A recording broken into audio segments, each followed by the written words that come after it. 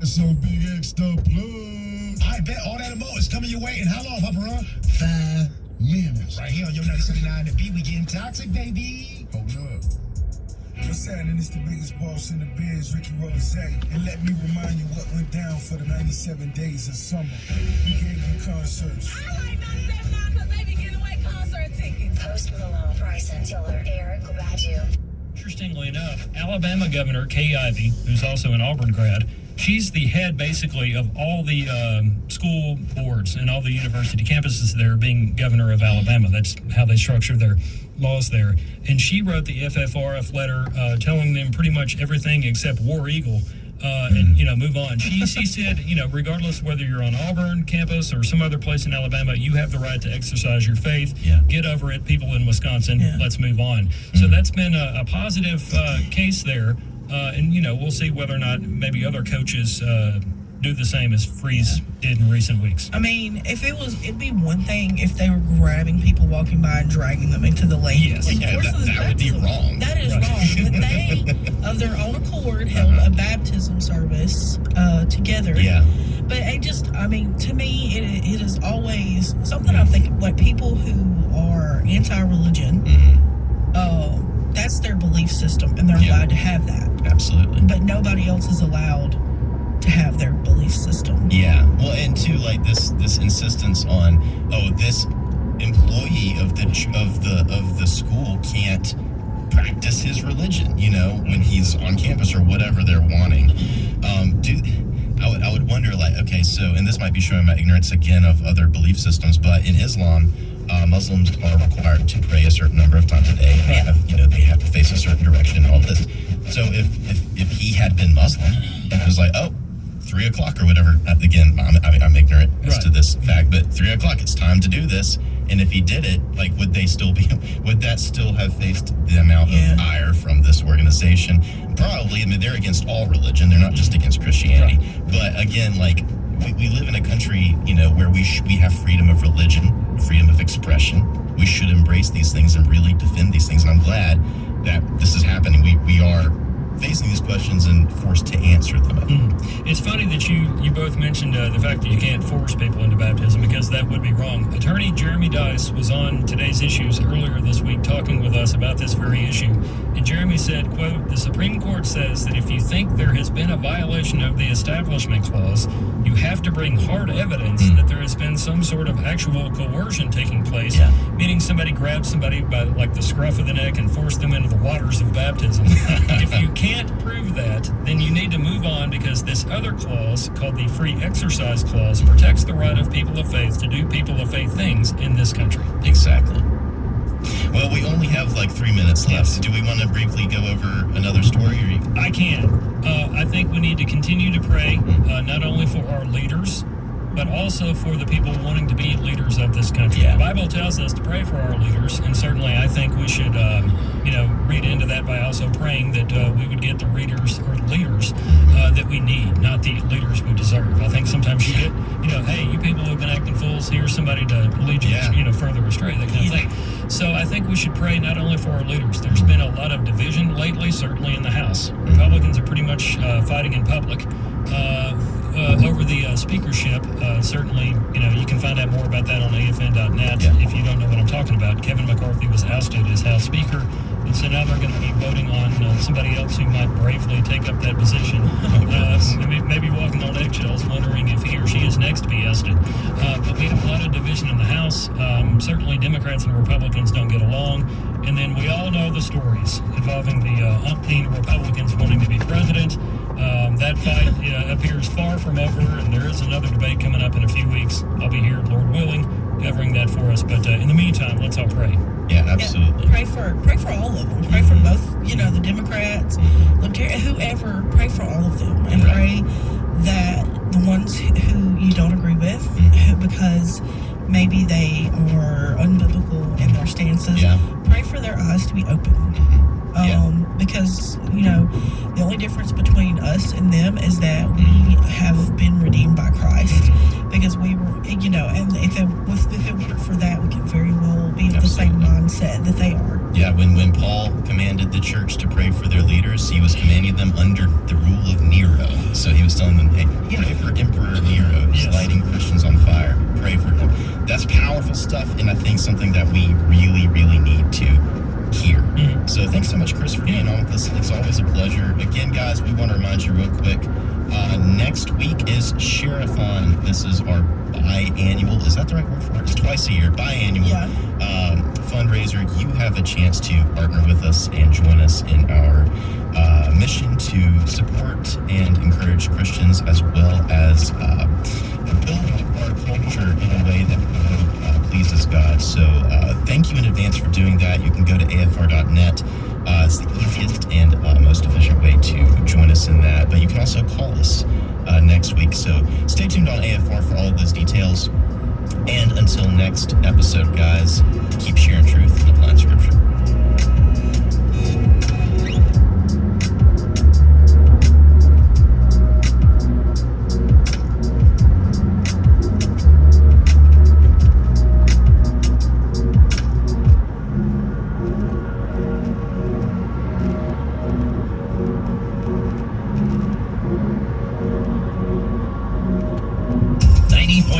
KTXG Greenville, Dallas.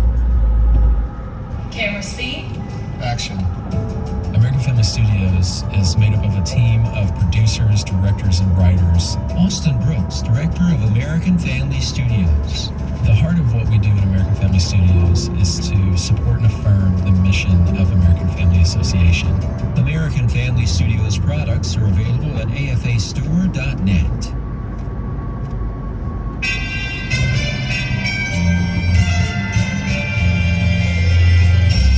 Of our nation's capital, this is Washington Watch Weekend Edition.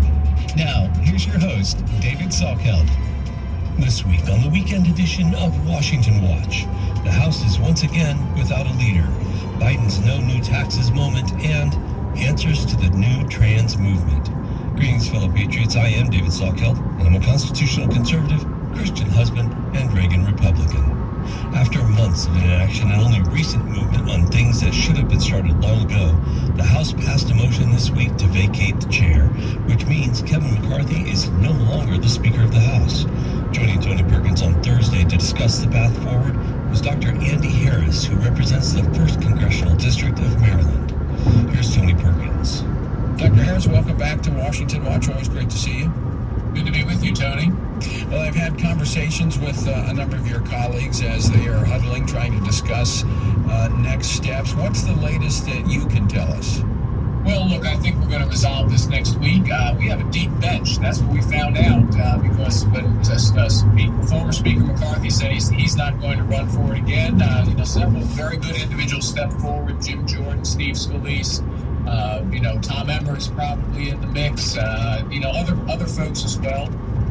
And I think we're going to come to a decision next week, and then we're going to move forward. In the meantime, can the Appropriations Committee do any additional work, or are we at a standstill? Well, the committee itself could do work, but it's unclear whether we could bring a product to the floor. That's really where we stopped. We had passed a rule to bring 2 of the bills to the floor this week. And that's when we moved and successfully vacated the speakership. But it's unclear whether the Speaker pro tem, who is Patrick McHenry from North Carolina, whether he has the ability to allow any floor action other than the election of the Speaker at this point. So I think we're in a standstill until after the Columbus Day holiday. We're going to come back. Hopefully on Wednesday we elect a new Speaker and we go right into taking up those appropriations bills and get the last 7 done in the House. How much time is going to be required to get those remaining 7 funding bills through the process? Because this was a big sticking point. I mean, this is the omnibus, the mini buses that we've seen before, where all these have been lumped together. That was the big issue and the concern among yourself and other conservatives. So is there going to be time, and how much time will it take to get that done? Well, we had it mapped out, again, before the motion to vacate, we had it mapped out so that by November 1st, we would have had all the bills on the floor, not necessarily have passed all the bills. Some will not pass. That's okay. The legislative processes, we should discuss them on the floor. This will set us back a week and a half, 2 weeks, so we still could have them all done by the time the continuing resolution is up on November 17th. We probably have to cancel a week of recess in November. I think we should at that point if that's what we need to do. But Tony, we could have it done by the end of the continuing resolution. Hopefully the Senate also takes some of these up on the floor. Senate hasn't taken a single one up on the floor yet. Hopefully they begin their floor action as well. Well, Senator Rick Scott of Florida is leading an effort over in the Senate to block bills not related to government funding, because you see almost every day when the Senate is in session, Chuck Schumer kind of taunting the Republicans in the House about government funding, but they've done nothing over there in terms of advancing their appropriations bills. That's absolutely correct. 4 bills on the floor. Those 4 bills account for about 70% of our discretionary spending. The Senate has taken up no bills on the floor, so we're actually way ahead of the Senate.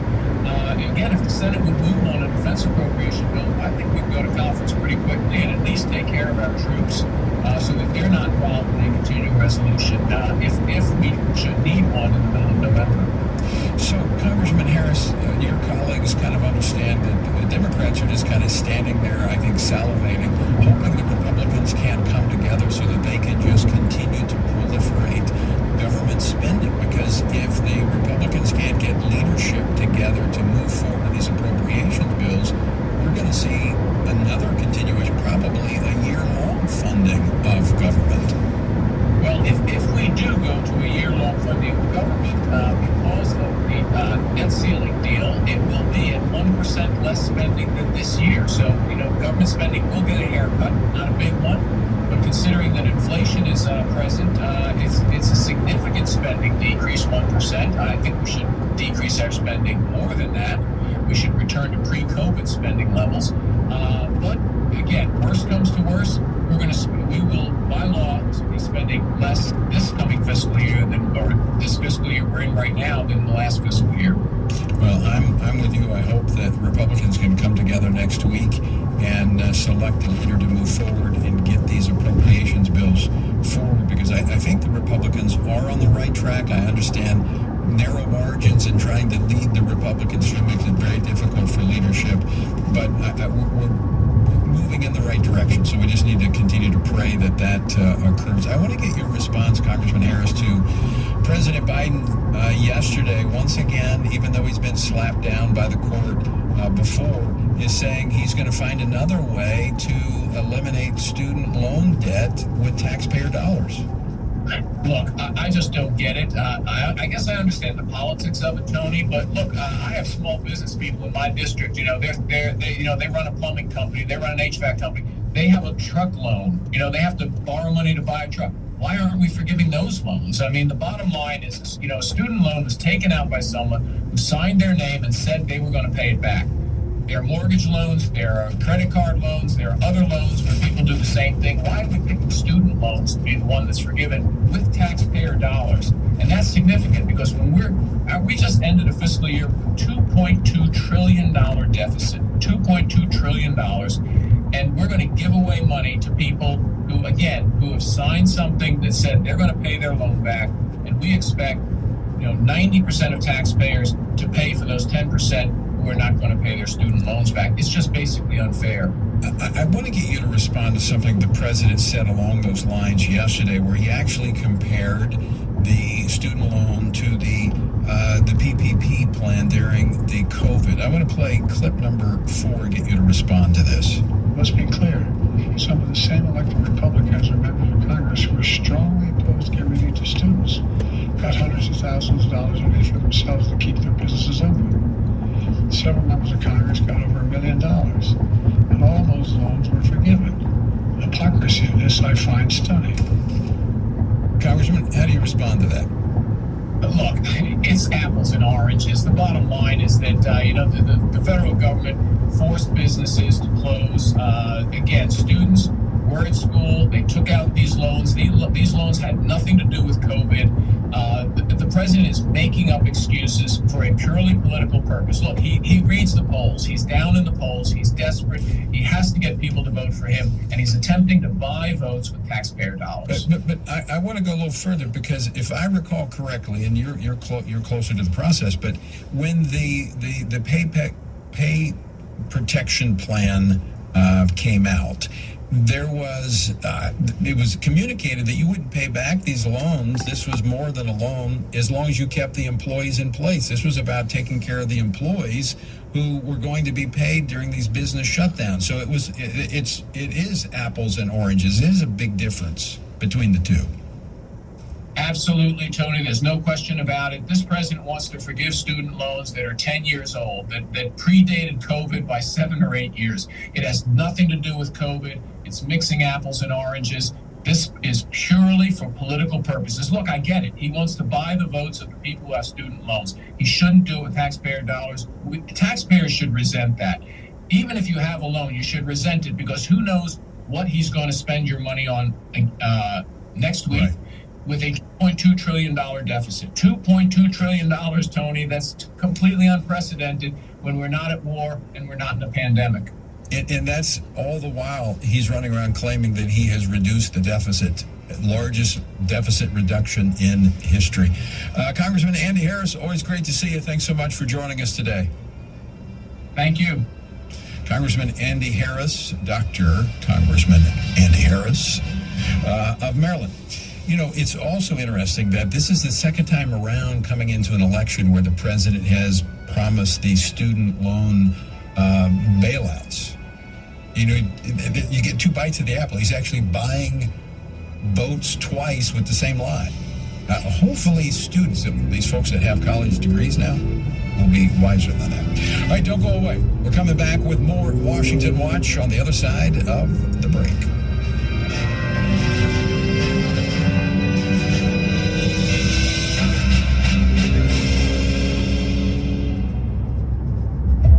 Persecution of Christians grows globally every year and continues to become more aggressive and dangerous. Family Research Council's Leila Gilbert, Ariel Del Turco, and Lieutenant General Jerry Boykin's book, Heroic Faith, shares the true stories from those who have faced religious persecution and takes a look at the heartbreaking circumstances Christians encounter due to the difficult and sometimes deadly hostility to their faith.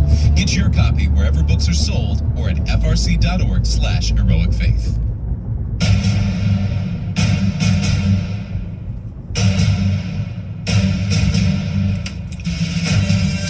This is Washington Watch. I'm Tony Perkins, your host, and once again, the website, tonyperkins.com.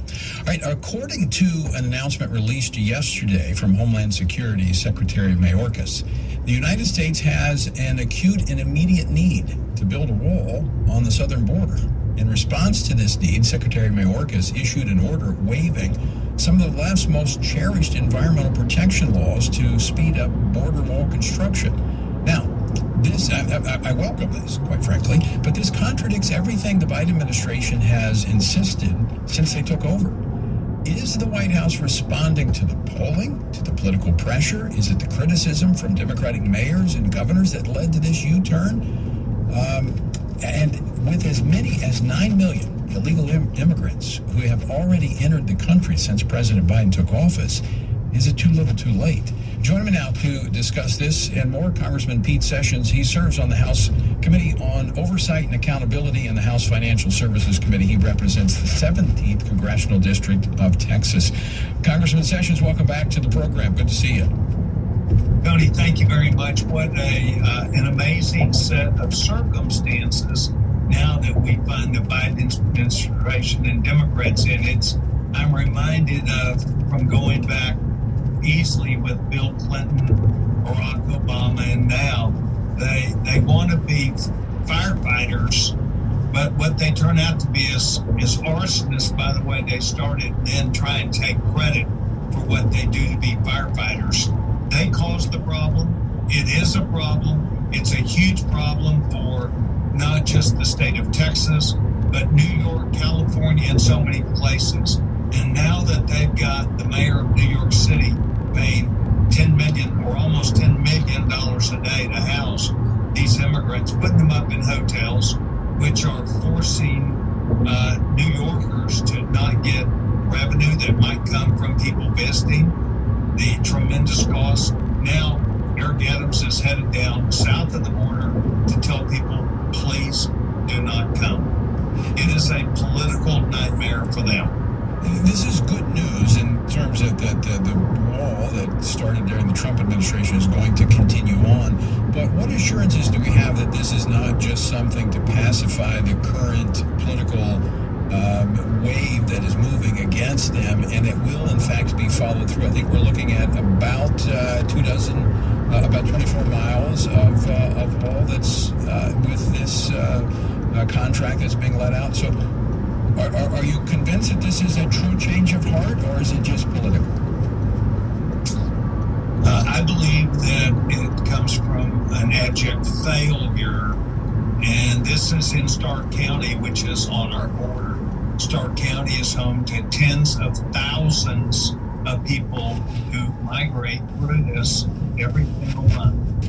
It is placing law enforcement in difficult circumstances. It is placing local people in the cities, Eagle Pass and other places, in a very difficult position, not only from the threat to their families, but national security. So the bottom line is, Tony, they are catching flack for what they've done. And one would have to ask in the first place, what were you trying to accomplish? What was your goal? How are you going to handle all these people? And once again, the Democratic Party and Joe Biden, ready, fire, aim. Yeah. I was looking at it's actually 20 miles that they're going to be building here that they announced. But this comes after, I think they've sold off more than $300 million of materials for the wall for just $2 million. I mean, again, this makes absolutely no sense what this administration is doing. Well, it goes back to that original plan that was all about politics to match their political ambitions of completely turning this country into a one-party system. But what it's done is destabilize these states and cities that allow illegal immigrants to flourish there. And this is the typical thing that put an inch and then take a mile. This is untenable for America. And these images are harming their opportunity every single time, just like rule of law. They have massive problems as a result of what they instilled and created. And this is placing federal law enforcement in a bad position. But they did this. We did not negotiate this. Right. And the polling and the trends suggest that the issues you brought up, lawlessness, the crime, border, and the economy, are going to be major issues in the 2024 election. And frankly, the administration and the Democratic Party have very little to stand on when it comes to those three issues. Well, the American people have heard the story. They understand it. They are looking for my party. I am a Republican. They're looking for our party, and I am too, to take a strong stand now that we are in budget negotiations for appropriations for 24, to be able to stand on solid ground and say, we are not going to fund the government if they do not fix these problems. So they preempted that. They're starting to do this. It's just in one area, but next to Arizona is probably the biggest gap that we have in the border.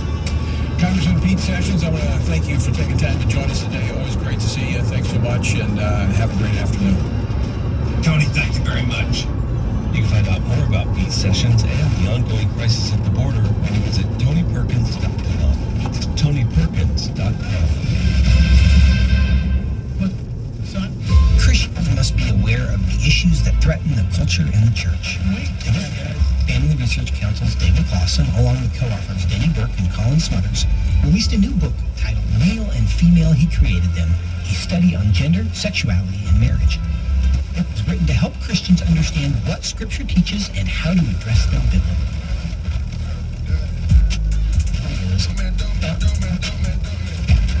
Order your copy of this book at HeCreatedThem.org.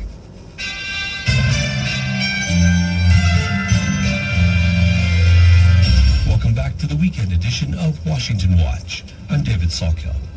On Tuesday of this week, Family Research Council President Tony Perkins had the chance to chat with our very own Dr. Jennifer Bowens about the movement to prevent minors from getting gender mutilation surgeries, as well as a new publication from Family Research Council that exposes the myths of the gender movement. That interview got started. Dr. Bowens, welcome back to Washington Watch. It's good to be back, Tony. So tell us about this new publication and why it is so necessary at this time. Yeah, so this resource is intended to be kind of for policymakers, first of all, because a lot of the testimonies that we've given at the state level or even up on the Hill have been, the questions have that we've answered have been about these issues. So we put this together because we just kept hearing these questions over and over, and these are the issues that scaffold the trans issue, and the research that's used to come alongside and push these very invasive physiological interventions. So this is a great resource because it includes a lot of citations, a lot of the research that has been used to promote these procedures. So it's all in one place. Pretty much every question that's been asked on this issue is included in this packet here. So who is this targeted toward in terms of who benefits most from having access to this publication? So really, we wrote this with the intention that this would be used for policymakers, but it's so user-friendly that it is really for anyone who has questions, or, you know, maybe you're a parent or a grandparent and you have a child that you care about who's come home from school and they're giving some of the same lines that we often hear, that, you know, if I don't transition, I'm going to commit suicide. Or, you know, what are some of the root issues that go along with someone who claims to be transgender? So we talk about the social contagion factor. And then we also talk about some of the things that maybe if you've been following this issue, some of the arguments or the logic that hasn't been presented in some of the public forums.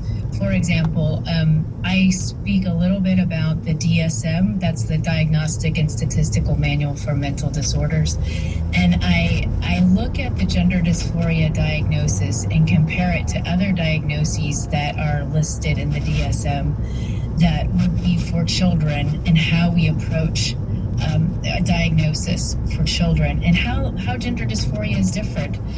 And these aren't necessarily hard factual things, but just things to say, you know, hey, there's a little bit of a difference in how we approach gender dysphoria, and why is that the case? So it's a thought-provoking document, as well as providing some real counters to the arguments that have been proposed in the psychological and medical fields. So let me ask you about that, Dr. Bowens. Give me two ways in which gender dysphoria is treated differently than some other disorder. Yeah, so there's a class of disorders in the DSM that specifically are given when a person has a long pattern of behavior or thought.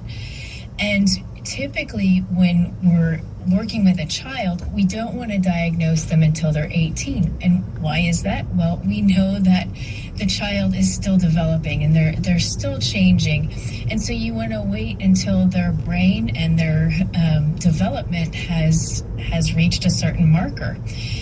And so when they've reached that marker, then we kind of go back and say, let's look at this, and maybe they do in fact have this disorder.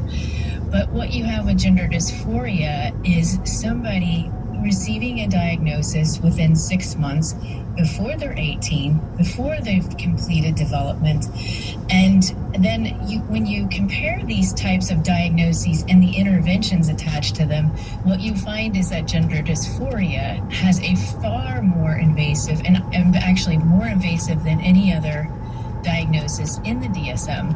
So not only are we diagnosing early with something that would be considered a lifelong enduring pattern, but we're also attaching interventions that are really dangerous and life-altering while a person's still a child. So when you're talking about these invasive, we're talking about surgeries and irreversible treatments?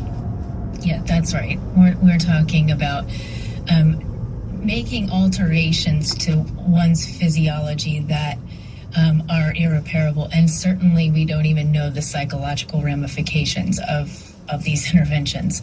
And that hasn't been studied. You touched on this. One of the reasons that we wait until a child reaches adulthood into a certain age is because well into adulthood, the brain is continuing to develop.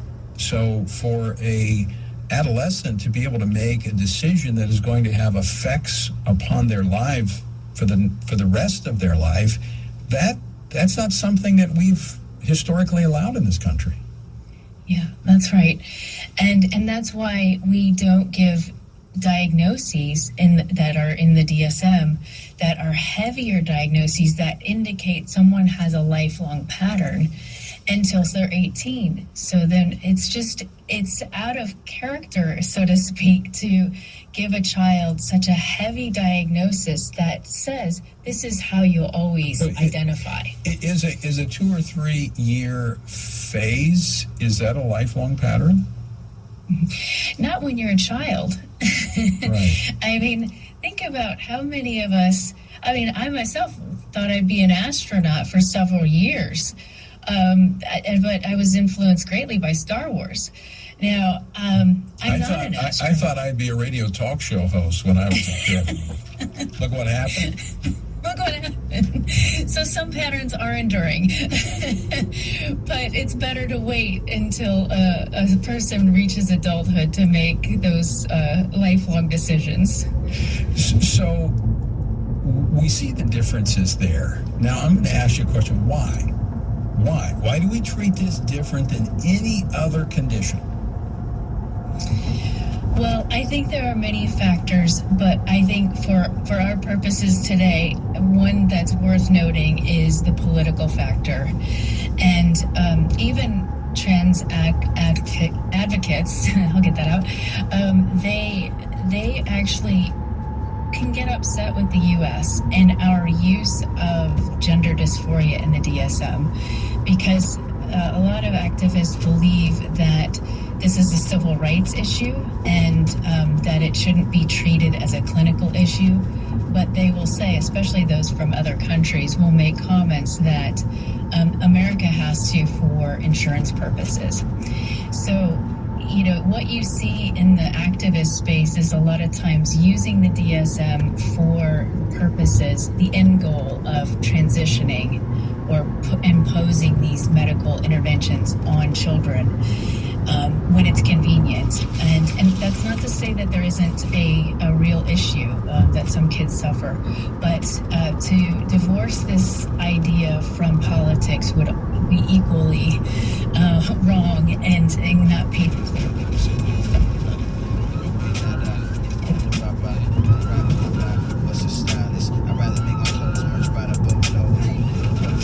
Questions, Dr. Ballinger?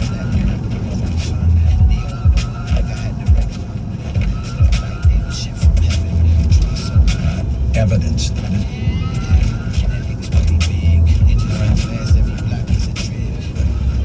That's right. That's the purpose of this document. All right. And where can folks get a copy besides TonyPerkins.com? At frc.org. It's on the main homepage. All right. Once again, great work, Dr. Bowens. Always great to have you on the program, and glad you're at the Family Research Council. Me too. Well, unfortunately, that's all the time we have for today.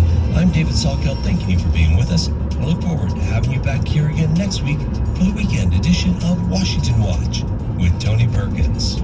Washington Watch Weekend Edition is powered by the Family Research Council and is entirely listener-supported. For more information on anything you've heard today, or to find out how you can partner with us in our ongoing efforts to promote faith, family, and freedom, Visit TonyPerkins.com.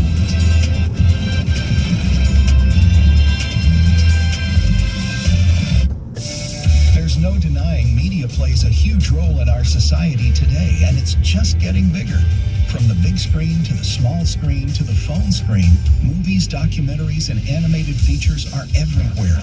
And we can't forget audio, music, podcasts. Where does it end? American Family Studios was started to turn society's obsession with media into a ministry opportunity. After all, what better way to advance the Christian worldview than to use movies, TV shows, and audio to get the message across?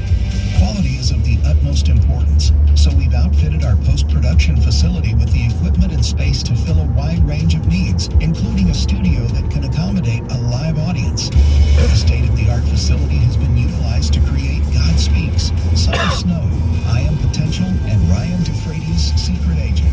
And that's just scratching the surface. Stay up to date on what's coming next and get to know us better at AmericanFamilyStudios.net.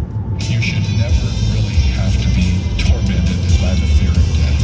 There are only two ways you can ever face the future, no matter what it is. You can face the future by faith, or you can face the future in fear. And if you know the Word of God, you will not have to be afraid. Dr. David Jeremiah continues his series, The Great Disappearance, next time on Turning Point. 5:30 a.m. and 7 p.m. Central on American Family Radio.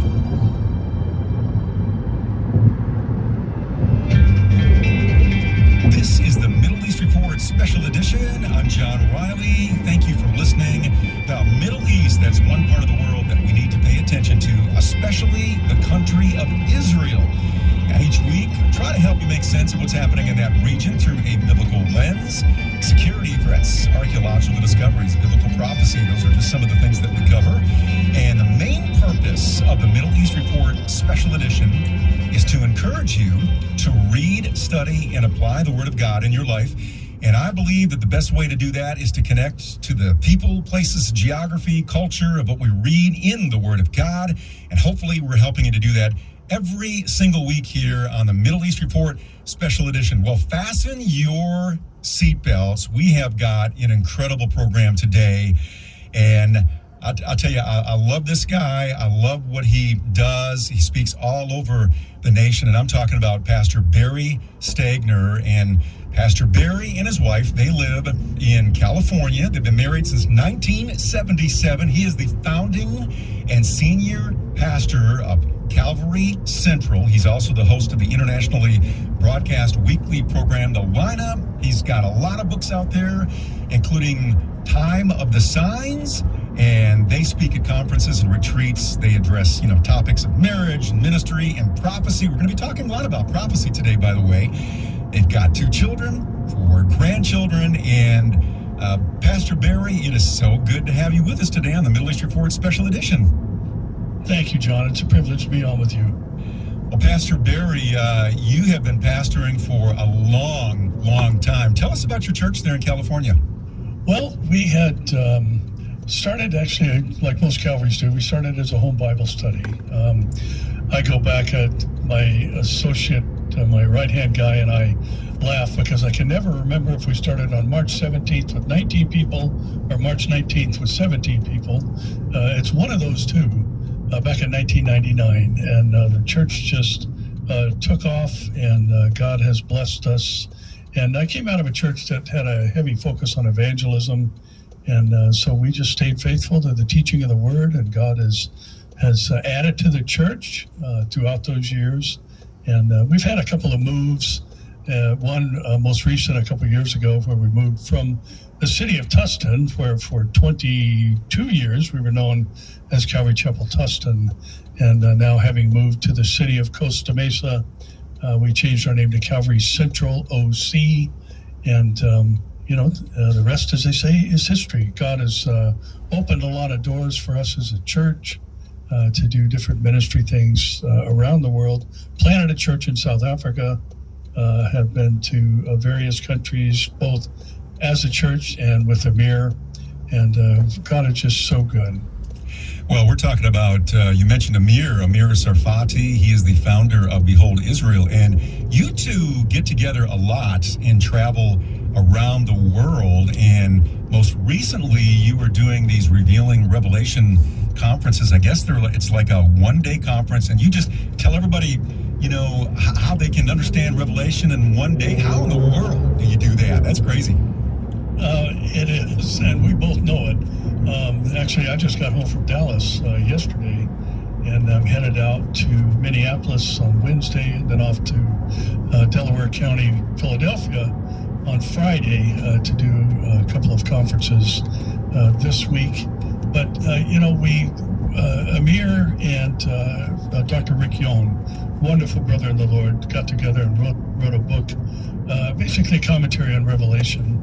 And what they've done is they've taken and condensed this down to two different conferences. One, most of the time we do 7 sessions. We'll do 2 on like a Friday night and then 5 on Saturday. But we've just, because of venue availability and things like that, we've also compressed it down to 5 sessions where we teach the whole book of Revelation in 5 sessions in one day. And we actually did that 2 days in a row. Friday, we had some 1,300 people at the Richmond Baptist Church in Fort Worth, Texas. And then we had a repeat of that on Saturday. And just a tremendous time. But I think the main takeaway for both of us, when the first time we ever did this was in the Philippines in January of this year. And we came away feeling like, you know, we really didn't leave anything out, and we touched on all the high points, and of course we couldn't deal with every specific detail, but I think the more we do this, the more we're able to just encapsulate and refine our teaching, you know, whether it's 7 sessions or 5, and we both, I think, feel pretty good about, you know, we didn't really just do a flyover. We covered a lot of details, but yeah, it's quite an undertaking for a single day. And I will say, at the end of each day, we're both very tired. I would imagine. I mean, look, Barry, for me, just when I read the book of Revelation, I mean, it is awesome, but you're reading about beasts, and you're reading about people with wings and things with wings, and I don't know, all kinds of things I don't quite understand, you know, and it can get kind of confusing, for sure. Well, that's part of the job, I think, to explain that there's imagery there that John is careful to identify. You know, when he says, you know, these creatures, one had a face like a man. He's not saying it had a man's face, but that's the best he could do to describe it. He's very careful, even as Revelation opens up with Jesus saying, these things were sent and signified through my angel. And what those two terms mean is to show by signs and symbols. So he announces right away that there's going to be symbolic imagery. And, you know, if we're just careful to make sure that we understand that the imagery has a literal meaning and not, you know, approach it from the allegorical standpoint, but recognize that John, for one, John is incorporating inspired language by the Holy Spirit that would be timeless. You know, if he said, you know, there was, I heard a voice like the sound of a jet engine. I mean, who's going to understand that for century after century until the jet engine comes to a reality? But he used, you know, he had a voice like the sound of many waters. That's a timeless description that anybody could relate to. So, but it's full of imagery, but, you know, a careful and cautious approach will help us come to an understanding of what's written. I love that, and I hope that more and more churches will begin to, you know, teach on last days and prophecy. And, you know, Pastor Barry, I have no idea why churches don't. You know, do you have any insight into that? I mean, why don't churches teach on this? Well, you know, that's the most common comment we hear, no matter where we're at in the world. 2 things we hear consistently: I can't find a Bible teaching church, and secondly, no one's teaching Bible prophecy. And I was actually speaking at a conference here in Southern California 2 weeks ago, and the question was asked in the Q&A session, and the pastor answered, much to my surprise and delight, what I always answer, because it's hard. It's a hard book to teach, but we have to understand, so is Isaiah, so is Ezekiel, so is Daniel, so is Matthew. So, I mean, it takes study. You have to put in the time, and even more so to pull out the over 500 Old Testament references in the book of Revelation. So it's not just a casual, here I'll throw out this little sermonette and people be on their way and have learned something. But I think, it really takes a lot of time and investment. And, John, there's people today who don't want to hear about this kind of stuff. And this follows, in what Paul said about the last days in 2 Timothy 4, that, there's coming a time where people don't want to put up with sound doctrine. But they'll heap up for themselves teachers because they have itching ears and turn away from the truth and turn aside to fables. And, that's part of what we're experiencing today. The deep stuff, the heavy stuff, the hard stuff. People want to come to church and get a break from life because the deep stuff, the hard stuff, the heavy stuff goes on 24/7, 365. So, but we can't shy away from this, especially now, because we are living in the time of the signs. I mean, once Israel was reborn as a nation, the prophetic clock began to advance, and it's moving faster and faster the closer we get to that moment and twinkling of an eye that we're all waiting for. That's amazing, and we do have to study the Word of God, and it's so important that we do that every single day. Well, we want to turn to some of the current events that are happening right now. We've got about 5 minutes before our first break, but I wanted to ask you something that's in the news a lot right now is this potential deal between Israel and Saudi Arabia. And everybody's talking about this. Israel is talking about this. The United States is talking about this. And it seems like a lot of Muslim nations are making peace with Israel. How do you see this fitting into the end times? It concerns me because, in the past, Muslims were not, at least a lot of nations were not very friendly, toward Israel. And a lot of these deals require Israel to kind of give up a lot of stuff. So how do you see this, and then the nuclear thing that the United States may approve for Saudi Arabia? How do you see this in the end times, or how do you see things playing out with this?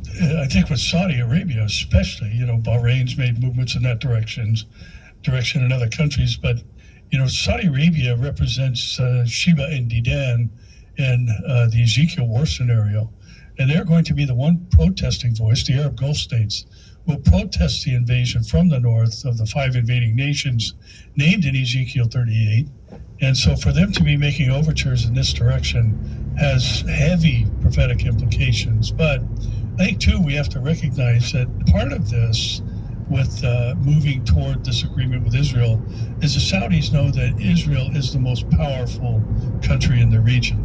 Their military is legendary all over the world. Their IAF, the Israeli Air Force in particular, their pilots are U.S. and well-trained. And, I think everybody recognizes they're a formidable force. And so, a portion of this points back to the ancient Shia-Sunni struggle, where these two factions of Islam have long been warring. And it's a shared animosity for Iran that is at least in part a motivating factor for the Saudis to make sure they're in good standing with the nation of Israel. Now, within the agreement, they made no bones about it that one of the requirements is a Palestinian state. So they are Muslim at heart, and they do want to see the two-state solution at least on the table. But I think, Mohammed bin Salman is an interesting character. And him and his, the line, this linear city of some 500 miles and encompassing borders of 3 countries, he's a bit outside the box for the Saud family, and he thinks of it differently. So he is curious as to how he operates and thinks in Western ways, but then we'll speak, the typical Saudi type of language and supportive of the Palestinian state and all that. But I think with him in particular, I think there's a bit of politicking going on here with even the language about the Palestinian state, because there's been other comments made, that the Palestinians from Saudi Arabia and Mohammed bin Salman, that they need to get their act together. And, because they recognize that they initiate the vast majority of the struggles that make the news, with Israel and, the borders, the Bethlehem or whatever it may be going on at the time. But I think the prophetic component is the Ezekiel 38 and 39 involvement of the Arab Gulf states in protesting Russia, Turkey, Iran, Libya, and Sudan's invasion of Israel. We're talking to Barry Stagner. He's the senior pastor of Calvary Chapel OCT in Tustin. And if you want to connect with Barry, find out more about what he is doing worldwide and there in that area, he speaks all over the country and around the world. You can connect with them when you go to ccttustin.org. That's cctustin.org. We are going to continue to talk about prophecy, things happening in the news, and a whole lot more here on the Middle East Report Special Edition. I just want to remind you, please download a podcast of the show. Go to afr.net, click on the podcast tab. You can do that. Look for the Middle East Report. Also, you can get this wherever